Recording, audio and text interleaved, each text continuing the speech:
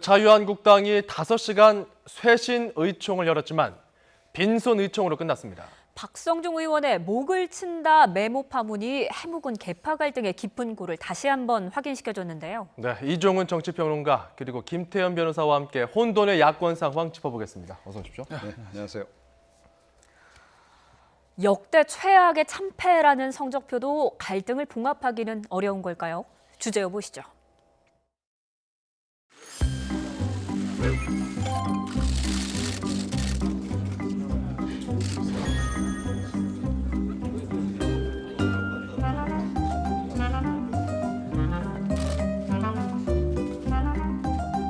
하루라도 빨리 당을 수습해서 정상 계단에 올라갈 수 있도록 쇄신하고 혁신하는 데 전력을 다해야 할 것입니다. 예가적인 수습뿐만 아니라 정신과적인 치료까지 포함된 정권 혁신 비대위원장을 모셔야 하는 만큼 대수술을 집도할 혁신 비대위를 꾸려서 정권을 부여하고 우리 자신을 내맡겨야 할 것입니다. 저 자신부터 수술 때 제일 먼저 걸어 누울 것이라는 것을 분명히 밝히면서 자, 다음에 바로 자유토론으로 들어갈 텐데요. 비공개로 하기 전에 공개 발언 하실 혹시 의원님, 예, 박성중 의원님 공개 발언.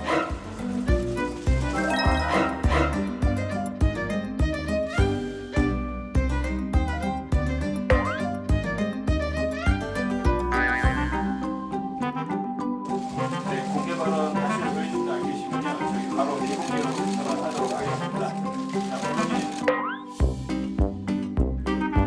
있지도 않은 일들을 있는 것처럼 해서 논란을 키웠으니까 그건 해당이니까 간판하나. 진짜 선배 써? 이게 아닌데 박성준이가 과장해가지고 자기가 크게 해석해 줄 수 있겠지. 그런 일도 없었어.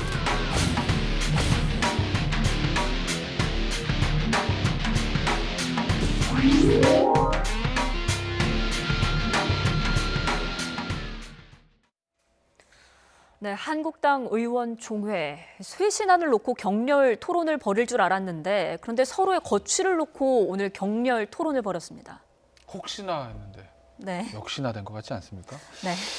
그러니까 이 친박과 비박의 이 갈등들 또 뿌리를 찾자면 이제 뭐 2007년도 대선 경선에 있었던 친박과 친이계부터 시작을 한 거죠. 그게 이제 분화가 되고 바뀌면서 이제 친박과 비박의 갈등이 사실은 그동안 계속 있었고 네. 그게 이제 가장 증폭됐던 게 2016년 총선 공천과 박근혜 전 대통령 탄핵 이후에 바른정당 분당과 복당 이때 나타난 거 아니겠습니까? 근데 그게 이제 대선을 패배하고 그다음에 당이 이제 야당을 하면서 좀 어려워지면서 그리고 지방선거 패배하면서 좀 잠복하는 듯 했어요. 그리고 사실 지금 워낙 자유한국당이 기록적인 패배를 기록을 했고 그리고 앞으로 총선이 지금 2년도 채 남지 않았기 때문에 사실 굉장히 위기의식이 있습니다. 그래서 지금 뭐 혁신 비대위를 꾸려서 당을 좀 처음부터 뿌리부터 바꿔야 되는 거 아니냐는 이제 논란들이 있어서 그게 아마 제대로 좀 굴러갔으면 그나마 있었던 갈등이 표면적으로는 드러나지 않을 수도 있었는데 이제 폭발을 해버린 거죠. 네. 글쎄요. 일단 뭐 친박계에서 아마 폭발했던 이유들 중에 하나가 뭐 김성태 원내대표의 어떤 당해체 발언도 있지만 예. 결국 이제 박성중 의원의 그 메모 아니겠습니까? 목을 친다라는 것들. 네. 어떤 그 박성중 의원의 그 메모가 정당했느냐 아니냐, 그 내용이 옳으냐 그르냐를 떠나서 일단 친박계 입장에서 보면 뭐 하나만 걸려라 이러는데 지금 뭔가 하나 딱 걸린 느낌? 그런 느낌인 거죠. 아마 이제 친박 의원들은 아마 그런 생각을 했을 겁니다. 야, 지방선거 분명히 이렇게 참패했으니까 나중에 당 혁신 얘기 나오면 제일 먼저 나오는 게 인적 쇄신이고 그러면 우리가 대상이 될 거다라는 생각을 했을 텐데 이걸 대놓고 지금 막 저항하기는 수가 명분이 없거든요. 누군가 명분을 만들어줘야 되지 않습니까? 그런데 이제 목을 친다 메모가 지금 공개가 오픈이 되면서 친박 입장에서는 딱 걸렸어. 이걸 기화로 해가지고 우리가 좀 뭉치는 모습을 보여줘야 되지 않겠어? 아마 이런 식으로 좀 확전을 노리는 게 아닌가. 일단은요.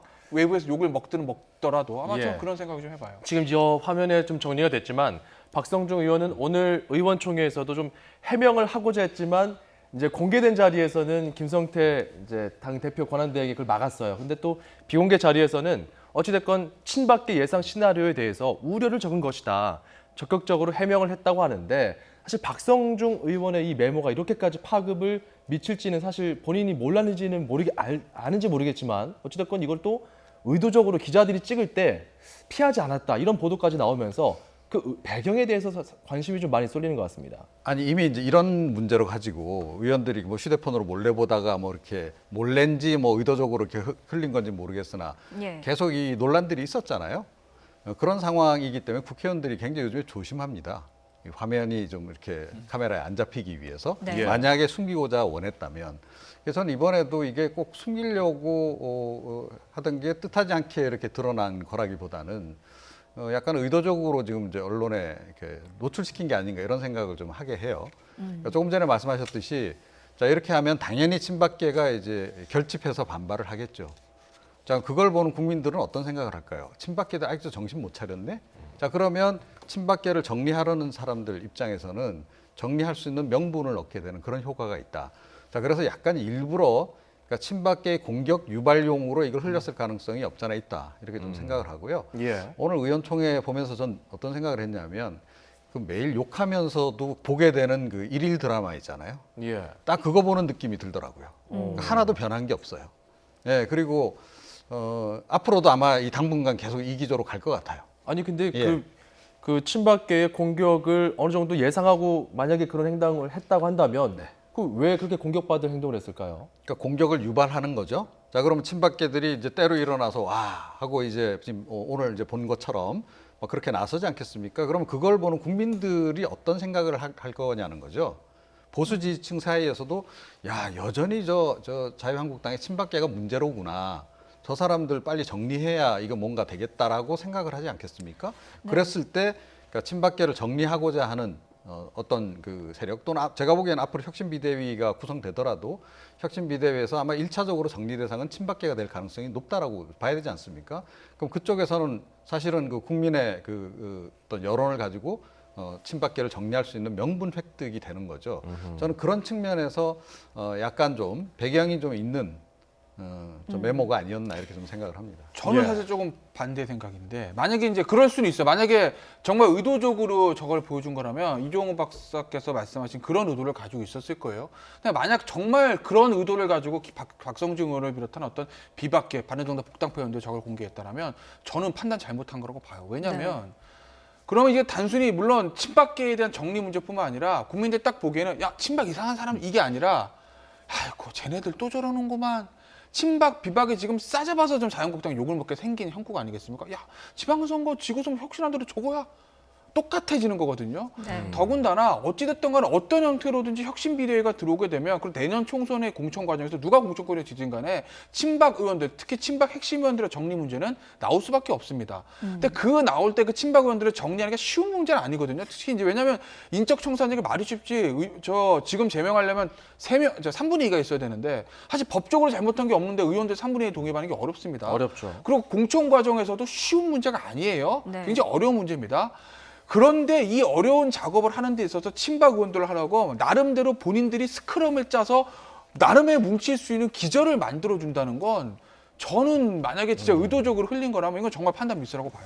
네. 의도적인지 아닌지 이거는 확실히 또 모르겠지만 일단 친박계는 발끈하고 나섰습니다. 왜 우리 목을 치냐라는 건데 그러면서 김성태 대행, 김무성 의원 나가라 이런 요구까지 나왔습니다. 네.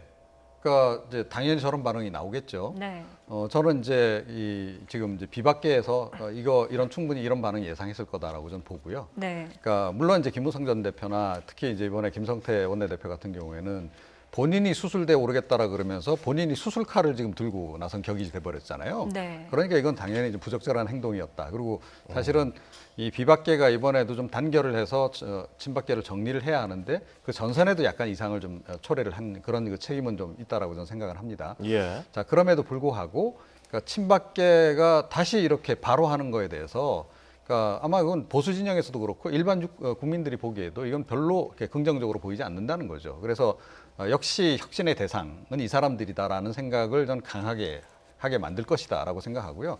친박계가 오늘 뭐 아주 보니까 작심하고 그러니까 이제 좀 다 이렇게 일치된 그 단결된 행동을 보이던데 그거 보면서 그러니까 야 이 사람들 상당히 작전 회의를 좀 철저히 했구나. 이런 느낌을 저 개인적으로 확 받았거든요. 예. 그래서 조직적으로 이제 이렇게 반격에 나선 이제 그런 모습을 보이는데 이거는 제가 보기에는 지금 시대 흐름하고 안 맞기 때문에 국민 정서하고도 안 맞고 그러니까 결국은 그러니까 본인들에게 불리하게 작용할 수밖에 없는 예. 그런 그 집단 행동으로 이제 규결될 가능성이 높아요. 그렇다면 어떻게 해야 이 혼돈의 사태에 실마리가 잡힐까요? 현직 의원들의 총 사퇴, 그러니까 다가오는 총선에서 불출마 선언을 해야 되는 걸까요?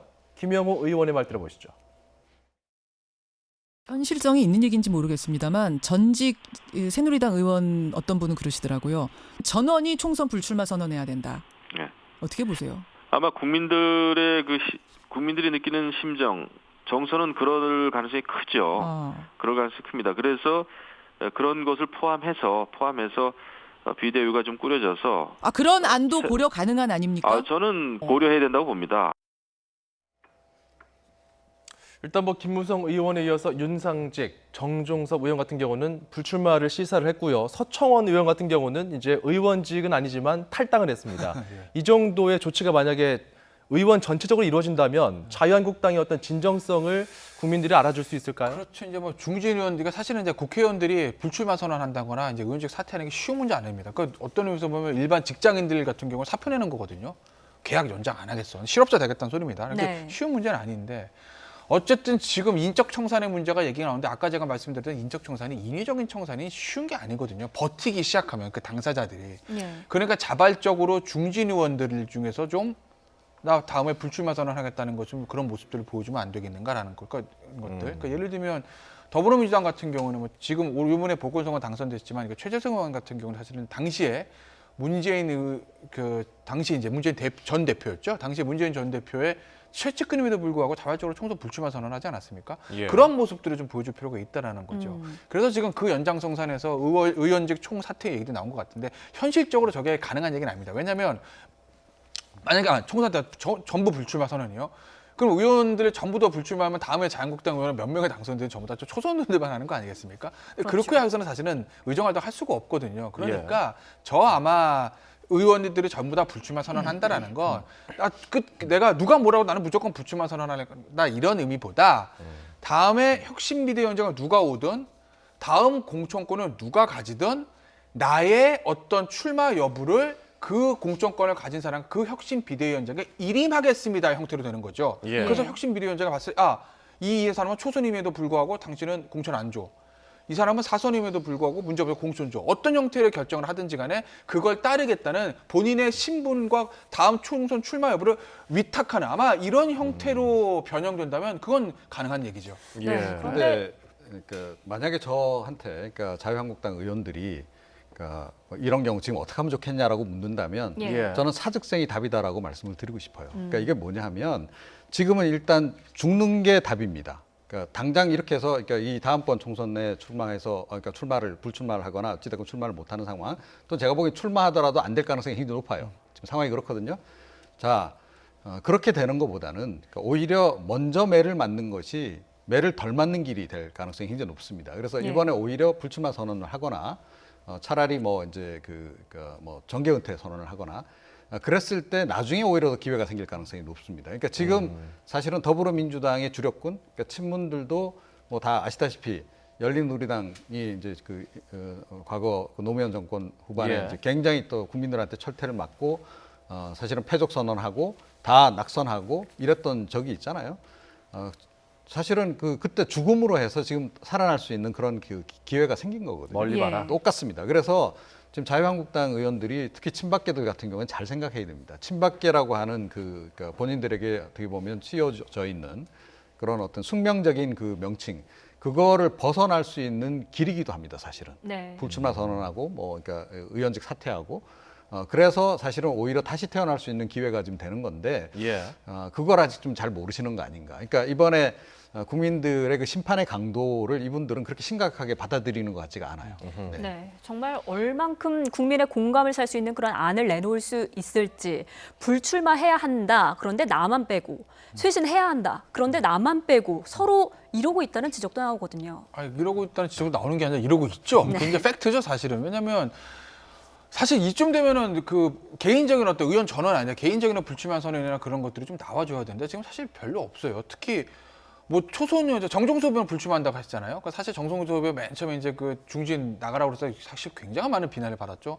당신은 책임 안 져? 이런 비난들. 뭐 그 비난 때문에 그런 거지 원래부터 그런 마음을 갖고 있었는지 모르겠지만 어쨌든 이제 본인은 불출마 선언을 한 것이고 그런데 예. 지금 중진이랑 초선 이렇게 합쳐가지고 불출마 선언한 게 김무성 의원까지 해서 5명은 채 안 됩니다. 네. 그렇지 않습니까? 그러니까 예전에 이제 탄핵 때부터 나왔던 얘기인데 뭐 보수의 가치를 설명하는 것들이 여러 가지가 있지만 가장 중요한 건 저니까 책임입니다. 책임. 예, 보수주의를 떠받치는 두 개의 기둥이 자유와 책임입니다. 자유를 주되 문제가 있는 행동에 책임을 져라 이거거든요. 네. 근데 이 자유한국당의 의원들은 그 박근혜 전 대통령 탄핵 사태가 있었음에도 불구하고 아무도 책임지는 사람이 없었어요. 근데 지금 이제 당이 거의 존립 기반이 흐트러져. 제가 봤을 때는 예전에 천막당사보다 훨씬 위기입니다. 예. 가장 아마 이 자유한국당이라는 게 사실은 3당 합당으로 만들어진 거나 마찬가지인데 거의 한 30년, 거의 40년 만에 최고의 위기일 거예요. 그럼에도 불구하고 아직도 책임진다는 의원들이 별로 없다라는 거는 예.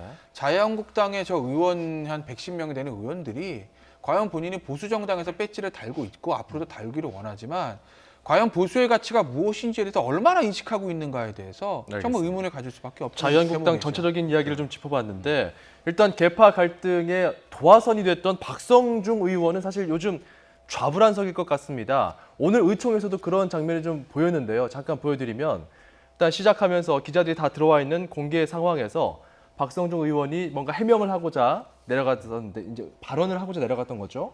근데 저렇게 보시면 김성태 대표 권한대행이 들어가라고 네. 손짓하는 장면이 이제 포착이 되면서 아 지금 이 상황에서 말 한마디가 정말 큰 실수로 또 번질 수 있으니까 그런 부분들이 좀 보이긴 하지만 박성중 의원으로서는 사실 어떻게 해야 되는 것인지 상당히 좀 고심스러울 것 같아요.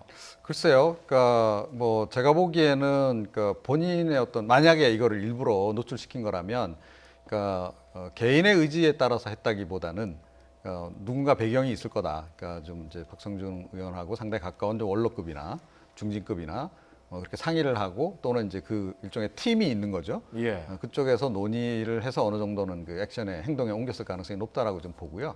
그러니까 이제 해명하는 것도 이제 사실은 이제 마찬가지 사전 조율을 어느 정도는 거쳐서 이제 이렇게 이루어지는 그런 과정이 아닐까 싶고. 예. 그러니까 김성태 원내대표 같은 경우에는 지금 요즘에 최근에는 그러니까 이 비박계 중에서는 좀 독자적인 행보를 지금 많이 보이고 있는 거 아닌가. 그러니까 팀 플레이보다는 개인 플레이를 좀 많이 하고 있는 그런 그 상황인 것 같고요. 그런 것들이 지금 저 화면에서 좀 읽히는 이제 그런 그 상황이고. 예.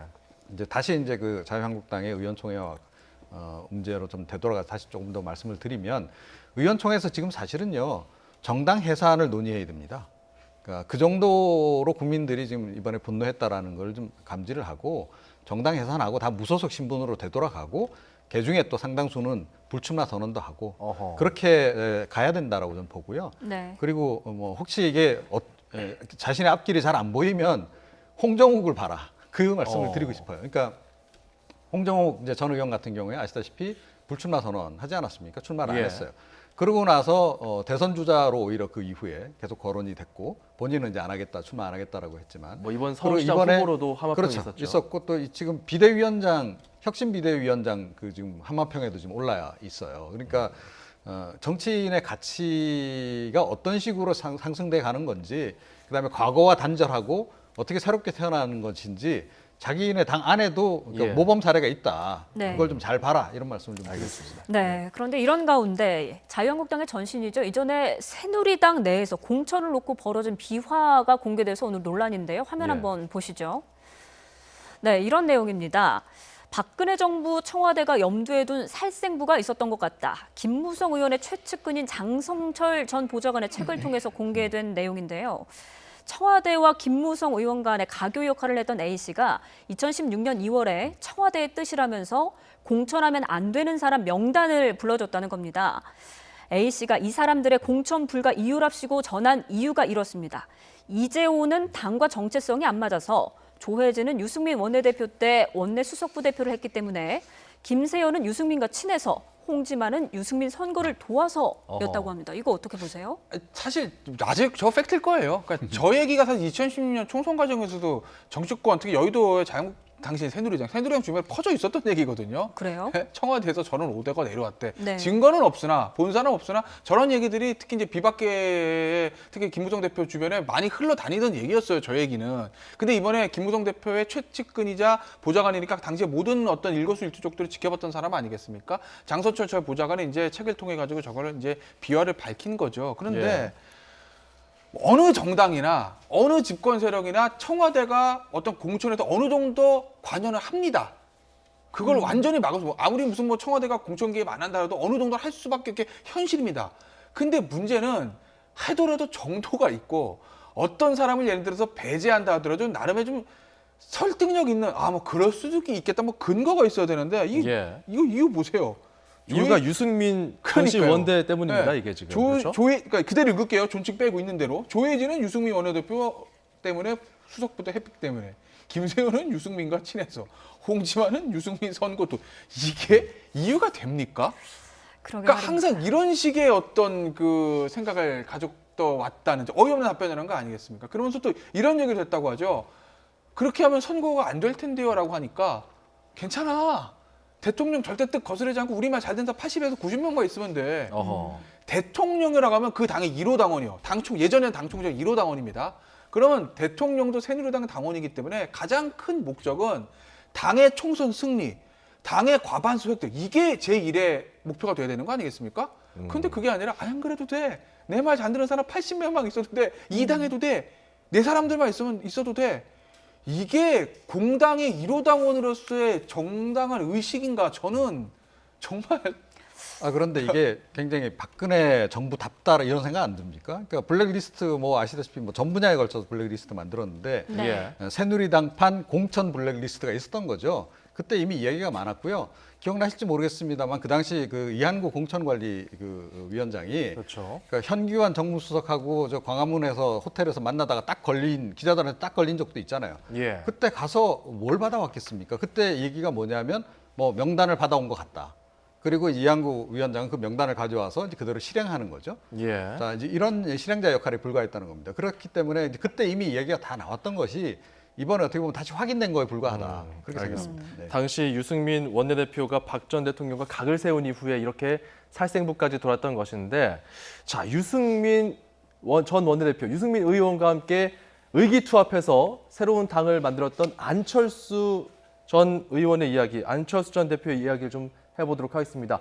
오늘 새벽에 미국에서 돌아왔다고 해요. 네.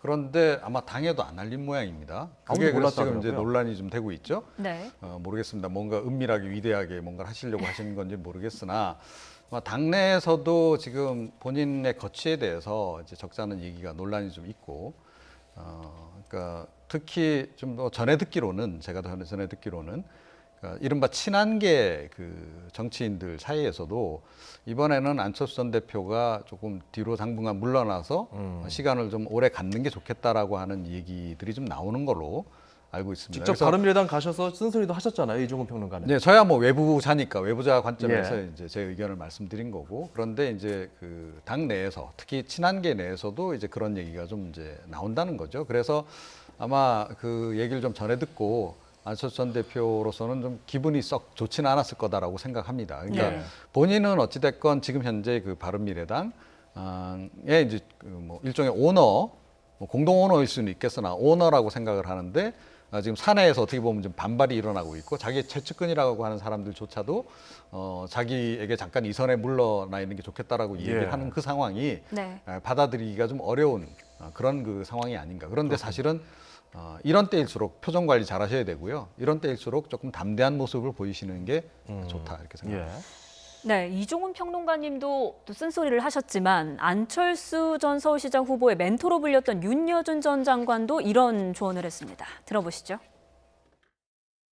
제 시도의 여지보다는 그냥 은퇴를 하는 것이 낫다고 얘기를 하시는 건가요? 정계 정치에서 이제 물러나서 원래 자기가 하던 본업이 있지 않습니까? 네네. 그쪽에 전문성이 있으니까 차라리 거기서 매진하는 게 더 사회에 기여하는 길이 아니겠느냐 그런 얘기를 한 거죠.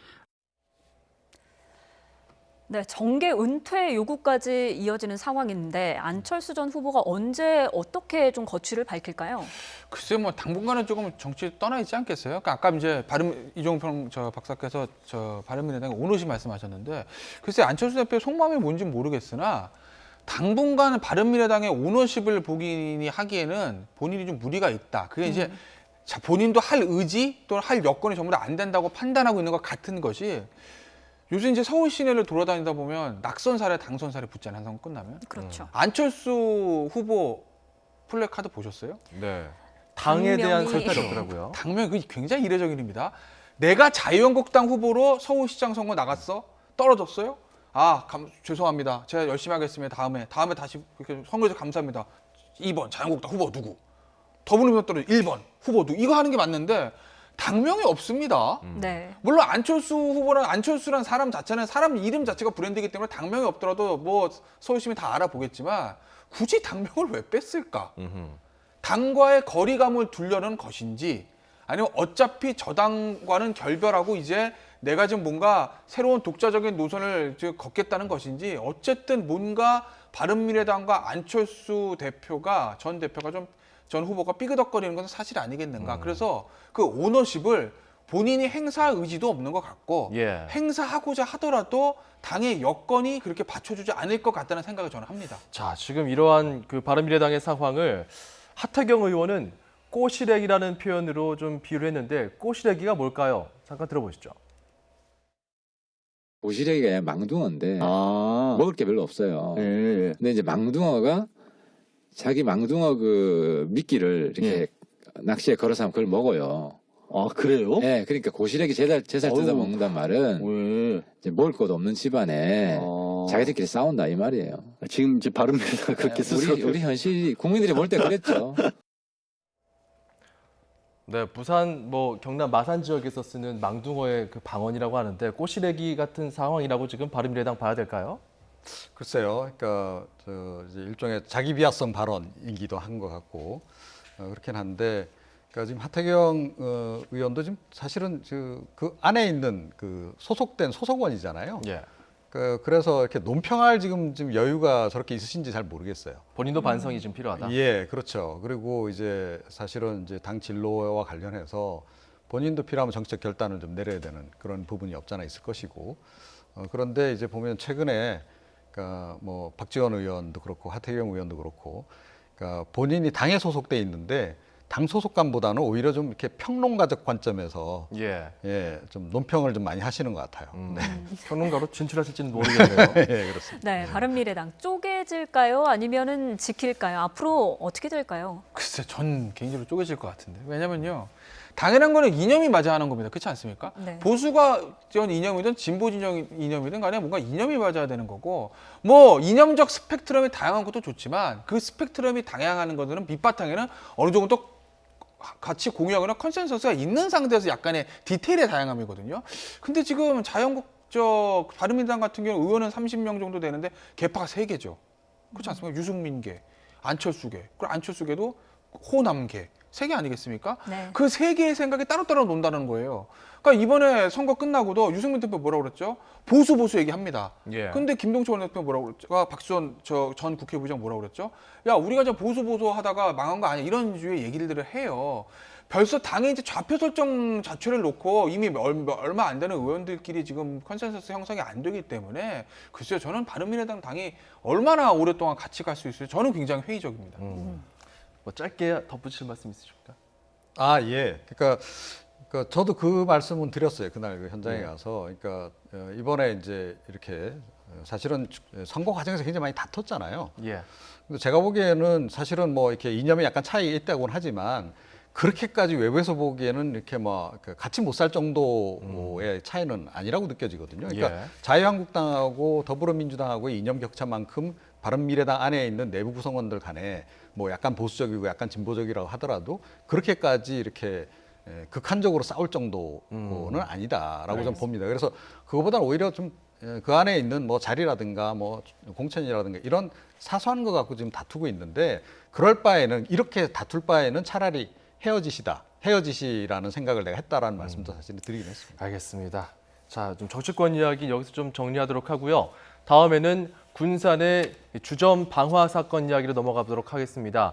범인의 경찰 조사 결과 이 범행 계획은 굉장히 잔인하게도 계획적이었습니다. 주제어 보시죠.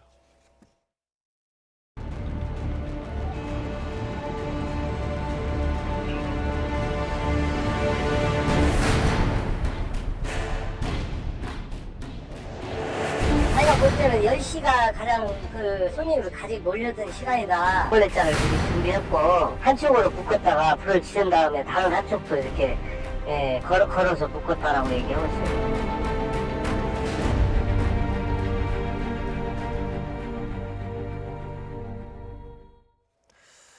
손님이 가장 많이 모이는 시간 노렸고요. 그리고 무엇보다 대걸레로 또 못 나가게 막았다고 해요.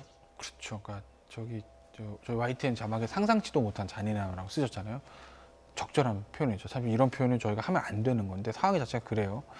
그러니까 이제 우발적 범행이냐 계획적 범행이냐를 가장 많이 보는데 이제 범행을 나중에 그걸 같이 판단할 때 손님 많아질 때까지 기다렸다. 그러니까 유흥업소라는 게 사실은 낮에는 손님 없고 밤에 이제 10시부터 12시 이때가 피크타임 아니겠습니까? 모든 유흥업소가. 예. 네. 그때를 기다렸다가 범행을 저질렀다는 거. 그건 뭐죠? 그건 최대한 인명사상을 하겠다는 얘기 아니겠어요? 그렇죠. 그죠. 그러니까 보시면 자기가 볼 때 10시다. 가장 많이 몰리는 시각이다. 그래서 그 시간에 불을 질러야겠다 생각했다는 거. 철저한 계획범죄라는 거죠. 네. 그리고 사실은 사람들이 범죄를 저지르고 나서 우발적인 범죄 같은 경우에는 그 범죄가 발현했을 때 순간 내가 왜 이랬지? 라고 하고서 뭔가 이제 구호조치를 하려는 사람들도 좀 있는데 예. 이 사람은 그게 아니지 않습니까? 가장 많은 사람이 있는 시간을 노렸을 뿐만 아니라 문을 대걸레로 막았다는 거는 어떤 형태로든지 내가 저 사람들을 희생시키고 해야 하려고 했을 때 한 명이라도 실패를 봐서는 안 돼. 이거 아니겠어요? 그러니까 어마어마하게 정말 글쎄 인간으로서는 어떻게 할 수 없는 잔인함의 끝을 보여준 거죠. 예. 그러니까 이 사건하고요. 그 미국에서 가끔 발생하는 이른바 총기 난사 사건하고 네. 무슨 차이가 있죠? 다중을 향해서 결국 개인의 분노를 표출한 거 아닙니까? 예를 들어서 그 술값 문제 가지고 다퉜다라고 한다면 그 주인하고 뭐 싸우든지 아니면 그 사람 그 개인적으로 테러를 하든지 했어야지 왜 그 물론 그래서도 안 되겠지만요. 엄한 그 네. 그러니까 그 전혀 관련이 없는 그런 그 다수를 향해서 이렇게 분노를 표출했는가? 저는 이거 보면서 그러니까 영화 악마를 보았다, 2를 본 그런 느낌인데요. 예. 야 이거 앞으로 이런 식의 또 모방 범죄가 나올까봐 또 오히려 또 굉장히 또 걱정이 좀 많이 되더라고요. 그러니까. 네, 방화범이 된 방화 이유도 석연치 않은데요. 외상값이 10만 원인데 20만 원을 요구해서 방화했다. 이게 술에 취한 상태였거나 좀 정신적인 이상이 있을 가능성도 있을까요? 글쎄요. 정신 이상의 문제도 좀 있을 가능성도 있고 뭐 그렇다고 해서 형이 감경되는 건 아닙니다. 이 사안 같은 경우는 워낙 사안이 중하고 본인이 네. 철저하게 계획을 했고 불을 지른 이후에 저 탈출을 막는 사후 정황까지 굉장히 안 좋기 때문에 설사 정신 이상이라 하더라도 형이 감경될 가능성은 저는 0%라고 보고 예. 이유가 납득이 안 되잖아요. 10만 원인 외상값이 10만 원인데 20만 원에서 화가 나서 저런 범죄를 저질렀다. 물론 화가 나서 주인과 다툴 수는 있습니다. 말다툼 얼마든지 할 수 있을 거예요. 예. 근데 저런 범죄를 저질렀다 납득이 안 되죠. 그러니까 지금 경찰이 수사 중인데 아마 저것 외에 다른 동기가 있을 가능성도 저는 있다고 봐요. 예. 왜냐면 동기 자체 물론 어떤 동기가 오든지 간에 저런 어마어마한 범죄를 저지른 거에 납득될 수 있는 동기는 없습니다. 그렇죠. 그렇다고 하더라도 술값 10만 원인데 20만 원이라는 저 이유는 너무나 좀 뜬금없는 얘기이기 때문에 그렇기 때문에 아마 나름의 다른 동기가 있지 않을까 하는 저는 좀 생각을 해봐요. 그러니까 10만 원 때문에 지금 33명의 사상자를 일으킨 방화를 저지른 건데 정말 범의가 뭘까요? 방화범은 그런데 또 이야기를 들어보니까 순순히 사실을 인정합니다. 한번 듣고 가시죠. 기름은 미리 준비하신 거예요? 네. 기름 미리 준비하셨어요? 네. 그럼 계획하신 건가요? 네. 자, 지금 뭐 보면 말이죠. 그냥 바로 질문이 끝나자마자 네 하면서 마치 자포자기한 듯한 그냥 다 내려놓은 듯한 그런 식의 답변을 하거든요. 그러니까 확신범이라는 거 아닙니까? 그러니까 본인이 다 계획했고 본인이 그런 의도를 가지고 확실히 했다라고 지금 이제 자백을 하는 거란 말이죠. 네. 그래서 이게 사실은 저 개인적으로 더 용서가 안 되는 그런 그 사건입니다. 그러니까 네. 뭐 물론 이제 형사적으로는 어떻게 이제 검찰 쪽에서 판단을 내릴지 모르겠으나, 예. 그러니까 절대로 이런 그 사례가 앞으로 나와서는 안 된다라고 생각해요. 또 다른 네. 모방 범죄가 나와서는 안 되고, 그래서 이번 같은 경우에 이건 정말로 그 약간 그 어떻게 보면 좀 엄벌에 처해서라도 그러니까 시범적으로라도 좀 교훈적으로라도 좀 확실히 단죄를 좀 해야 되는 그런 사안이 아닌가 이렇게 생각합니다. 예. 네, 피의자가 너무 담담해서 더 화가 나는데 처벌 수위는 그럼 어떻게 되나요? 현주건조물 방화치사장죄예요. 그러니까 예. 사람이 살고 있는 건조물에 불을 질러서 사람이 죽으면 현주건조물 치사입니다. 네. 다치면 치상이에요. 치사는 죄가 3개죠. 피해자가 3명이니까. 치상은 30개입니다. 피해자가 다친 분이 30명이니까. 일반 살인하고 현주건조물 방화치사하고 뭐가 더 형량이 중요한지 아세요? 뭘까요? 현주건조물 방화치사가 법정은 더 셉니다. 일반 살인 같은 경우는 사형 또는 무기 또는 5년 이상의 징역이잖아요. 법정형이. 물론 법정대로 되는 건 아니지만. 제가 말씀드린 현주건조물 방화치사는 법정형 자체가 사형, 무기 또는 7년 이상의 징역이에요. 네. 그러니까 굉장히 중하게 보는 거죠. 그런데 피해자가 사망자 3명, 다친 사람 30명, 그죠? 거기다가 철저한 계획범죄, 참작할 만한 동기 없어요. 그죠? 그쵸. 피해자랑 합의가 되겠습니까? 합의 안 될 겁니다. 전과는 아직 확인 못했습니다, 제가. 그리고 반성 의미가 전혀 없죠. 그리고 대걸레로 이제 막았다는 것만 사후 정황 안 좋습니다. 예. 제가 봤을 때는 저는 사형도 가능하다고 봐요. 최대. 제가 담당 검사라면 사형 구형하고 제가 1심 재판장이면 저는 사형합니다. 저라면. 자, 이 정도로 굉장히 중한 형량까지 논할 정도로 끔찍한 사건이 발생했는데 한편 또 우리가 좀 이 사람의 이런 행동 이전에 좀 뭔가 우리가 좀 놓치고 있는 것이 있다면 뭐가 있을까요? 좀 우리가 놓치지 말아야 될 부분, 이 사건에서. 네, 그러니까 이제 사실은 이제 이 참 범행 동기에 대해서는 앞으로 좀 더 밝혀져야 될 부분이 있다고는 봐요. 그러니까 저도 그 부분은 좀 납득이 안 가요. 그러니까 그런 10만 원 정도, 그 정도의 그 돈의 차이를 가지고 이렇게까지 범행을 과연 했을까? 그러니까 그 돈 문제 말고도 뭐 다른 또 다른 사안들로 해서 계속 이 주인하고 다툼이 있었을 여지는 있다라고 생각합니다. 그래서 그 부분을 조금 더 우리가 이제 캐보긴 해야 되겠으나 그런데 확실한 것은 이건 이제 일종의 그 묻지마 폭행하고 또 최근에 그런 거하고도 좀 일맥상통하는 측면도 있고 예. 분노 조절 장애 이거하고도 좀 관련이 있는 것 같고 좀 그렇다는 거죠. 그래서 이게 단순히 개인의 사건으로 보기에는 좀 이렇게 사회적인 어떤 현상의 한 그 맥락에서 좀 보게 되는 그런 측면이 있어요. 그러니까 조금 전에 이제 제가 미국에서 총기 난사 사건 말씀도 드렸는데 잊을만 하면 한 번씩 발생하잖아요. 근데 네. 이게 그 개인의 물론 이제 잘못으로부터 모든 게 이제 유발되긴 하지만 그 저변을 형성하는 데는 사회적인 그런 부분 영향도 상당히 있는 거 아니겠어요? 그래서 우리 사회의 어떤 뭔가 이렇게 좀 이렇게 바람직하지 못한 그런 증상들이 지금 이렇게 현상으로 나타나고 있는 그런 측면도 좀 없잖아 있기 때문에 예. 그 부분에 대해서도 이건 좀 또 다른 각도에서 우리가 조금 이제 좀 그 사회적으로 네. 교훈은 좀 삼아야 되겠다 이런 생각이 예. 듭니다. 언급해 주신 것처럼 이렇게 비슷한 일이 계속 생기고 있기 때문에 더 걱정인데 지난 겨울에도 종로 여관에서 이런 분노 방화 사건이 발생하지 않았습니까?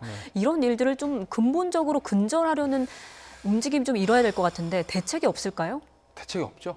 솔직히 말씀드리면. 왜냐하면 이거 얼마 전에 여론조사를 한번 어떤 여론조사 기관에 한 적이 있어요. 뭐 원인에 대해서.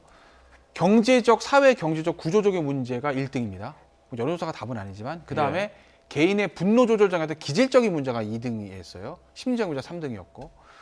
결국 이제 모든 국민들이 보시기에 타고난 어떤 분노를 조절하지 못하는 그런 개인적인 문제도 있지만 사회 구조적인 문제. 그러니까 워낙 지금 양극화가 심화가 살기가 어려우니까 그런 분노를 표출할 데가 없으니까 더 그러는 사회 경제적인 모순들도 좀 지적하는 거 아니겠습니까? 예. 그러니까 굉장히 오래 걸리는 거죠.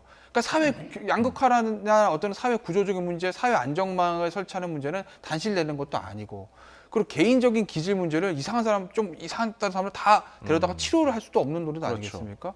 그래서 사실 저도 뭐 이렇게 한밤중에 방송 나서 말씀드리지만 딱히 무슨 대책이 있다고 저도 말씀드릴 수가 참 그럼 어렵네요. 조금 더 부가 설명을 드리면 이번 사건이 딱 처음 터지고 나서 많은 분들이 어떤 생각을 뭘 먼저 떠올렸냐면 그 군산 그 한국 GM 사태를 먼저 떠올렸거든요. 그러니까 한국 GM이 거기서 철수하면서 그 지역이 지금 지역 경제가 굉장히 좀 이제 많이 그 어렵고 그래서 그쪽 분위기가 요즘에 굉장히 약간 좀 침울한 그런 그 가라앉은 분위기라고 하더라고요. 그래서 또 실직한 사람들도 굉장히 많이 늘어났고, 그러니까 그 한국 GM에서만 실직하신 게 아니고 그 한국 군산공장이 폐쇄함으로 해서 그 유발해서 그 인근에서 장사하는 분들도 다 어려워진 이런 상황으로 이제 간다는 거죠, 파급 효과가.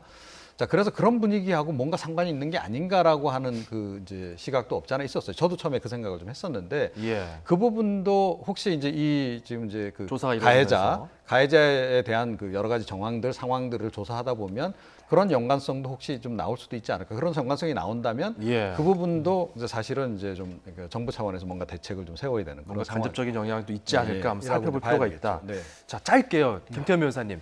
이 피해자들은 뭐 범인이 단죄를 받으면 뭐 그것도 단죄지만 그것과 별개로 뭐 피해자들이 뭐 보상받거나 좀 이렇게 좀 구제받을 뭐 그런 것들이 있습니까? 없죠. 그러니까 범죄 피해자 구조 신청이라는 게 있긴 있는데 그 제도가 있는데 그건 굉장히 미약하니까 금액상 결국 이제 가장 많은 보상들이 가해자한테 받는 보상인데 지금 가해자가 자력이 얼마나 있겠어요. 그러니까 제가 좀 잔인하지만 그렇게 말씀드리는 거죠. 그러니까 물론 아까 말씀드렸던 범죄 피해자 구조 신청이라는 그런 제도는 있어요. 헌법에도 보장되고 법도 있습니다. 그리고 이제 다치거나 범죄로 인해서 사망하신 경우에 구조를 받을 수는 있는데 금액이 좀 미미하니까요. 네. 알겠습니다. 자, 오늘 이야기는 여기까지 좀 듣도록 하겠습니다. 지금까지 이종훈 정치평론가, 김태현 변호사와 함께했습니다. 두 분 고맙습니다.